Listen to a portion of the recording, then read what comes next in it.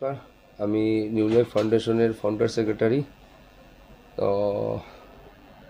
একটা video viral হয়েছিল, যেটা আমিও ফেসবুকের মাধ্যমে দেখতে পারছি, যেটা ফানি শিলচারি যেটা ভাইরাল করছিল, প্রথম একটা ভিডিও।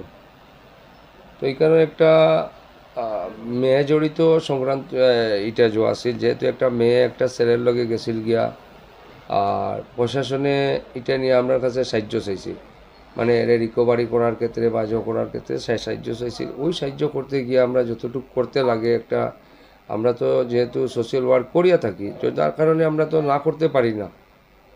তো ওই সাহায্য করছি, সাহায্য করিয়া মেয়েটারে আমরা রিকভারি করিয়া পুলিশরে দিছি। তারপরে এখান থেকে মেয়েটা কোর্টও গেছে, কোর্ট থেকে একটা ডিসিশন লইছিল, থানাতে এসে আবার পরে কাউন্সিলিং হয়েছে, আর একটা ডিসিশন লইছে যে তাই গার্জেন্টের কাছে আইতো, যেহেতু মেয়েটা আপনার ডিগ্রি 6 সেমিস্টারও তাই পড়াশোনা করে।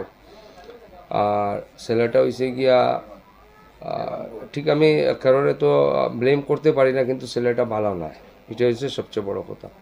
তো যখন তাই কিছু রেকর্ড জানতে পারছে, যে তার ক্রিমিনাল রেকর্ড আছে, তার বাজে কিছু অ্যাক্টিভিটিস আছে, এগুলো জানার পরে তাই একটা ডিসিশন লইছে যে না, আমি যেটাই হোক, আমি একটা ভুল সিদ্ধান্ত নিয়েছিলাম, আমি আমার মা বাবার কাছে ঘুরিয়ে যেতাম।